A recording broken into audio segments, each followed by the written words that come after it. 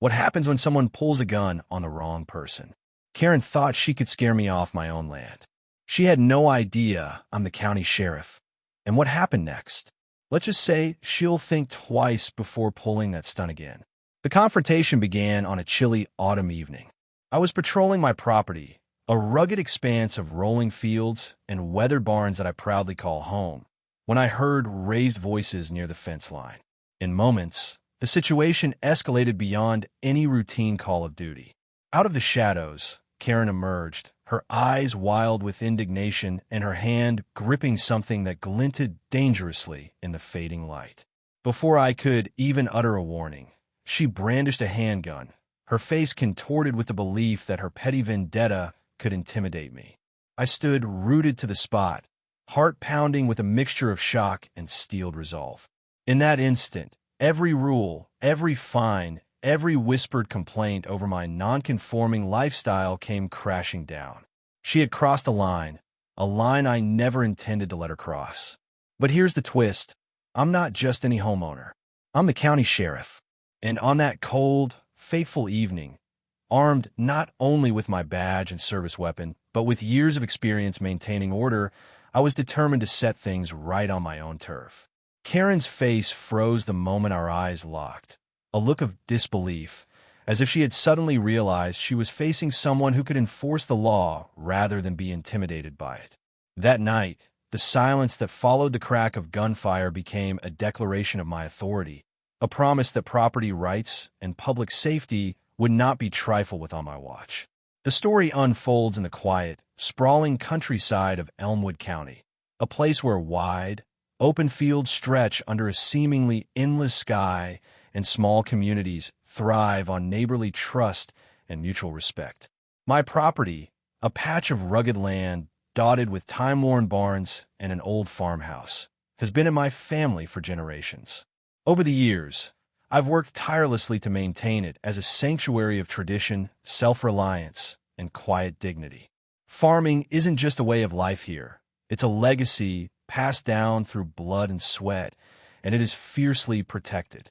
In stark contrast, the nearby gated subdivision of Silver Pines is a meticulously regulated community where conformity is the norm. The Homeowners Association, HOA, there enforces a strict set of standards with an almost religious fervor. Every house, every lawn, and every decorative element is subject to scrutiny, and no one is allowed to stray from the prescribed image of perfection. At the center of this system of control is one person, Karen Miller, infamously known as HOA Karen. In her mid-50s, Karen carries herself with an air of superiority, constantly patrolling the neighborhood with a clipboard and smartphone in hand. She has built her reputation on reporting the slightest infraction, be it an off-color mailbox, an unruly hedge, or, as it turns out, an unwelcome intrusion onto someone else's property. Karen's passion for order has made her a feared figure in Silver Pines. Many residents live in quiet apprehension at the thought of drawing her ire. Fine after fine is issued, and anyone who dares deviate from the uniform expectations of the HOA quickly finds themselves entangled in bureaucratic red tape. For Karen, every detail matters. She views the aesthetics and order of her community as sacred, a mission that justifies any means, even if it means taking drastic actions that infringe on others' rights. I, by contrast, have always chosen a different path. Though raised in the same county, I embrace the rugged spirit of Elmwood County. As the county sheriff, I've sworn an oath to uphold the law and protect the people, qualities that extend beyond the narrow confines of neighborhood rules. My life is dedicated to ensuring safety and justice, whether I'm on duty or off. My property, with its modest farm stand, thriving crops, and cherished barns, is a space where creativity meets hard work and where tradition coexists with progress. I pride myself on living authentically and defending what is mine, both as a landowner and as a lawman. This stark difference in values between the structured, overly controlled environment of Silver Pines and the free, resourceful world of Elmwood County has long been a source of conflict. When Karen's reach extended beyond her own subdivision, When she tried to assert control over properties that weren't hers to manage, she not only challenged individual rights, but also the very principles of justice I've dedicated my life to protect. And so, on that fateful evening, when she pulled a gun over my own property, it wasn't just an act of intimidation. It was a direct challenge to the rule of law. It was a challenge I would meet head-on, determined to show that no one, not even an overzealous enforcer of petty rules, could intimidate the county sheriff on his own land. The incident did not happen in isolation. For months, Karen had been making life difficult for those who dared to deviate from her ideal vision of perfection. I had received countless notices for trivial infractions, from the shape of my garden's border to the selection of colors on my welcome sign. These fines were meant to punish and suppress individuality, and they were met with quiet resignation from those too fearful to stand up. My farm, with its vibrant displays of nature's bounty, had always been a beacon of local pride. But each time I'd received one of Karen's fines, it felt like a personal attack on my freedom, a slap in the face by someone who believed that she knew what was best for everyone. The tension had been simmering beneath the surface until that fateful night when Karen, emboldened by her own misinterpretation of the law, escalated her vendetta against me. Under the cover of darkness, while I patrolled my property as part of my routine duties, I witnessed Karen taking her enforcement to an entirely new level. Relying on outdated rules and personal biases, she had crossed a threshold that no law-abiding citizen should ever be forced to endure. Without warning or proper authority, she brandished a handgun, a weapon meant to intimidate, and tried to coerce me into submission. In that moment, the disparity between her petty enforcement and my sworn duty to protect the community became painfully clear. The encounter was captured by my strategically placed security cameras. Every second was recorded. The moment the glint of metal appeared in the dark, the shock on her face as I calmly raised my hands in controlled readiness, and the rapid shift in her demeanor as she realized that her target was not an easy mark. I reviewed the footage repeatedly, each time reinforcing my determination to expose the absurdity of her actions. It was not long before I gathered enough evidence to compile a detailed report, a dossier that laid bare every transgression, every instance of overreach. I presented the dossier to my department and then to the local grand jury responsible for overseeing such matters. The evidence was overwhelming, and whispers of the incident began to circulate among both law enforcement and the local community. Many saw it as a gross abuse of power, a blatant violation of the principles of justice that our community had long upheld. However, Karen was not ready to back down. Fueled by a dangerous cocktail of arrogance and entitlement, she issued a series of statements demanding that I resign from my post and apologizing for what she described as a misunderstanding. The public response was swift and critical. Neighbors and local officials began to question how someone with such a volatile approach to enforcing community rules could wield a gun without consequence. Emboldened by the growing support and the unassailable evidence, I started receiving messages from residents, many of whom recalled past grievances with Karen's arbitrary fines. Social media lit up with hashtags like #DefendOurRights and #SheriffStrong. The digital community rallied behind me, reinforcing that property rights and personal safety were not negotiable, no matter how small the infraction might have seemed to an overzealous enforcer. As the days passed and the scandal grew, the local newspaper ran front-page stories detailing the incident, complete with stills from the security footage and interviews with outraged residents. The article painted a clear picture. Karen's actions were not a matter of personal dispute, but a systemic problem, a manifestation of the unchecked power that had long plagued our community's governance. Determined to ensure that Karen's abuse of authority would be met with the full weight of justice, I decided to take the matter to the HOA board and, if necessary, to the courts. I gathered testimonies from residents, copies of every related notice and fine, and even expert opinions on the proper protocols for property enforcement. My aim was not only to clear my own name, but to expose a pattern of behavior that threatened the rights of every homeowner in the county. The conflict was now at a boiling point. Karen's actions had inadvertently united a fractured community that had long suffered under arbitrary enforcement. My detailed digital dossier became the linchpin of a broader movement, a rallying cry for justice, accountability, and the unyielding protection of individual rights. It was a fight that, once unleashed, would soon force everyone in the county to reconsider where real authority lay and whose voice truly mattered. In the days following the confrontation, the story of Karen's reckless actions spread rapidly throughout the county. Social media platforms exploded with shared videos, angry comments, and supportive hashtags like #ShareStrong and #NoMoreKaren. Residents who had long felt powerless under arbitrary fines now found their voices, and soon the incident was discussed in community centers, on local radio shows, and at town hall meetings. Local news outlets were quick to pick up the story. Reporters descended on the county, interviewing not only firefighters and law enforcement officials, but also ordinary residents who had witnessed the tense encounter. When a county sheriff is pulled into a confrontation by someone who thinks she can intimidate you with a gun, you know something is terribly wrong, one reporter commented on air. The narrative shifted from a personal spat to a broader discussion about the proper limits of community enforcement and the dangers of unchecked authority. Within the HOA board, the atmosphere turned increasingly volatile. Emergency meetings were held behind closed doors, where long-simmering tensions between staunch supporters of strict enforcement and advocates for personal freedom erupted into open conflict.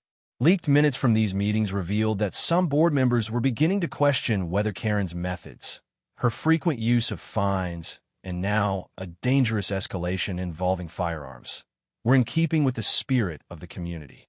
We can't allow one individual's interpretation of the rules to override the rights of the entire county, one member was heard saying, voicing what many had come to see as the only reasonable stance.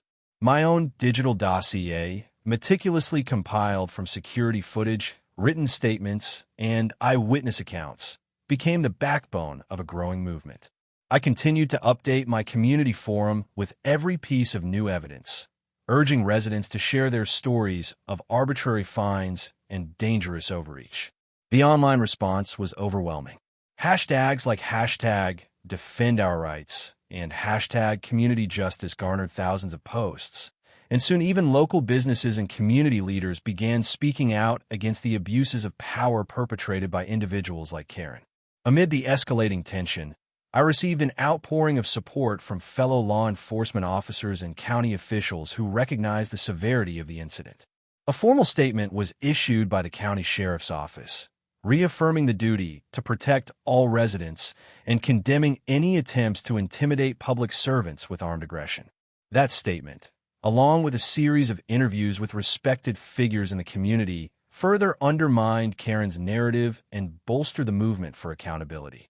As public pressure mounted, the HOA board announced that they would hold a final public hearing to address the incident and to decide on the appropriate disciplinary measures. The hearing was slated for a crisp, clear morning, and the news sent shockwaves throughout the county.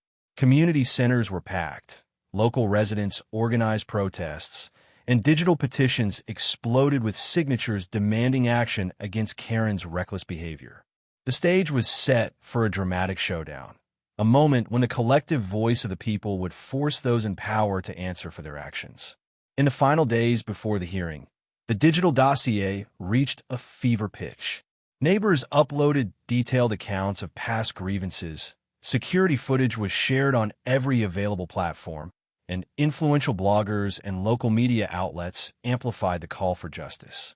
The narrative was clear and unassailable. Karen had overstepped the bounds of acceptable behavior, and the county would no longer tolerate it. The tension in the community was nearly tangible, with every resident eagerly awaiting the final decision. Debate forums hummed with discussions about what true accountability should look like in a modern, democratic community. Some argued that Karen should face criminal charges for her reckless behavior, while others called for sweeping reforms to the HOA's practices to prevent future abuses of power. Whatever the outcome, it was clear that the incident had ignited a movement that would forever change the balance between individual rights and bureaucratic overreach in our county. The decisive moment finally arrived on a cool, brisk morning at the Cedar Ridge Community Center, where the final public hearing was underway. The boardroom was packed. HOA officials, county representatives, community leaders, and hundreds of determined residents had gathered to hear the final verdict that would shape the future of our community's enforcement policies. With an air of quiet authority and unwavering determination, I stood on the dais alongside my trusted colleagues from the sheriff's office, ready to face what was to come. At the podium, Councilwoman Rebecca Simmons addressed the assembly. After an exhaustive review of all digital evidence, including time-stamped security footage, detailed incident reports, and the heartfelt testimonies of our residents, we have reached an irrefutable conclusion, she stated, her voice steady and clear. It is evident that the actions taken by Mrs. Karen Miller, who pulled a gun on a county sheriff over private property, were not only baseless, but a gross abuse of power driven by personal vendetta. Our community's values of justice, safety, and individual rights demand that such behavior is not tolerated. A heavy silence fell as her words sank in. Councilwoman Simmons continued, "Effective immediately, the HOA board will rescind any sanctions or fines associated with this incident, and we will launch a full disciplinary review of the practices that allowed such a dangerous escalation. Furthermore, we will be introducing new guidelines to ensure that all actions affecting private property are carried out with transparency, accountability, and respect for the rule of law." Today, our decision is not merely about this one incident. It is a resounding declaration that no one, regardless of their position, can use a firearm to intimidate those who protect and serve our community. Her words echoed throughout the room as a respected community advocate rose to speak, his voice filled with raw passion. "Today, we stand as a united front," he declared. "No resident or enforcer should be allowed to push the limits of their authority by threatening the very individuals sworn to uphold the law. Let this be the turning point, a clear signal that our community will defend its freedoms with every resource at our disposal. We demand that accountability be met with swift and decisive action, ensuring that such abuse of power never happens again." Following his impassioned address, a senior officer from the county's public safety department took the floor, presenting a meticulously compiled dossier. The dossier, filled with digital evidence, expert testimonies, and official reports, confirmed without doubt the legitimacy of our actions and the reckless overreach exhibited by Karen Miller. The evidence was overwhelming. Every incident, every alarming moment captured on camera, served as undeniable proof that no one was above the law, not even someone who believed they could intimidate the county sheriff on their own property. Councilwoman Simmons concluded the hearing by declaring, "Let this decision mark the dawn of a new era for Cedar Ridge, a community where justice reigns, where property rights are inviolable, and where every enforcer of our rules is held to the highest standard of accountability." Our vote today is a resounding affirmation that we will not tolerate the abuse of power. Together, we stand for the rule of law and the right to live and work in safety and dignity. The room erupted in applause, a collective affirmation that the balance of power had irrevocably shifted. In that defining moment, as every face in the boardroom shone with determination and hope, the community made it clear that such dangerous overreach would no longer be permitted. The overwhelming digital evidence and the unified voices of hundreds forced the HOA board to commit to sweeping reforms, setting a precedent that would protect individual rights for generations to come. In the weeks following the final hearing, Cedar Ridge experienced a profound transformation. News of the rescinded sanctions, the full disciplinary review, and the comprehensive reforms implemented by the HOA board spread rapidly through local media and on social networks. Editorials titled "A New Dawn for Cedar Ridge" and "Community United for Justice" dominated local newspapers, celebrating the decisive actions taken to protect the rights of every resident. Hashtags such as #JusticePrevails, #NoMoreAbuse, and #SheriffStrong trended widely, a digital chorus affirming the community's renewed commitment to fairness and accountability. Town hall meetings and community forums saw unprecedented attendance as residents, from longtime supporters of strict HOA policies to those who had silently endured years of arbitrary fines, gathered to share their experiences and envision a brighter future. Neighbors spoke with passion about their right to live freely and to express their individuality without fear of retribution. "Our property is our sanctuary," one impassioned resident declared at a bustling meeting, his voice resonating with both determination and hope. The atmosphere was electric, a promise that Cedar Ridge would forever honor the creative spirit and private rights of its inhabitants. Within the reformed HOA board and county public safety departments, swift changes were rolled out. Senior officials, spearheaded by Director James Carter and Lieutenant Marcus Reed, launched comprehensive training programs emphasizing ethical conduct, cultural sensitivity, and responsible administration of community resources. Regular internal audits and transparent disciplinary procedures became the new norm, ensuring that every complaint would be handled with fairness and that no resident would ever again suffer from the caprices of unchecked authority. "Our duty is to protect our community's rights and dignity," Lieutenant Reed stated at a follow-up press conference, reaffirming the promise of a safer, more equitable Cedar Ridge. Community advocates and local civil rights organizations mobilized further by organizing workshops, public forums, and educational campaigns designed to empower residents to understand and defend their property rights. "When we stand together, our collective voice is unstoppable," proclaimed one activist at a town hall meeting, his words igniting a fire of solidarity among all those present.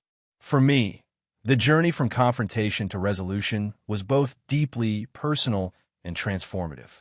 My decision to stand up against HOA Karen Miller, when she had the audacity to pull a gun over my own property, was not just about protecting my land. It was about defending the very principles of justice and freedom. The digital evidence that exposed her dangerous overreach, combined with the overwhelming support from the community, spurred a movement that resonated far beyond my own property.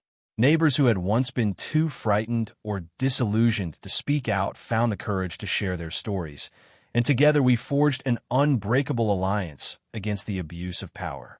Karen Miller, once the self-appointed enforcer of arbitrary rules, was gradually relegated to a cautionary tale, a living reminder that no one is above accountability when a community stands united.